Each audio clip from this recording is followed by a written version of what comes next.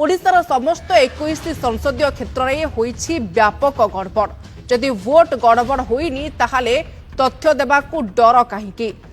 गोटे जीती लोक तुम्हें ईवीएम रे हरैच छाड़ हो दरकार नहीं तुम भारत रत्न।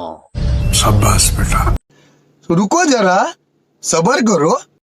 जेतेबेले बीजेडी निर्वाचन कमिशन आगरे ईवीएम रो हेराफेरी नहीं कि तथ्य देला, बाप रे ये तो धोती खोल रहा। सेतेबेले बीजेपी भारत रत्न को नहीं नाटक आरंभ करिछि।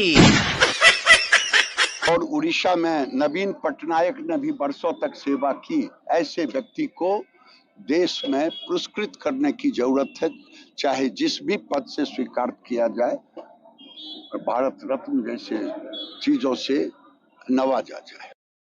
अरे भाई लोके भोट देइचंती नवीन पटनायक महोदय को। शाबाश बेटा।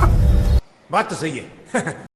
से जीती छंती तो सेती पाई तुम्हें नवीन पटनायक महोदय को भारत रत्न दे बुझेइबा को चाहूच।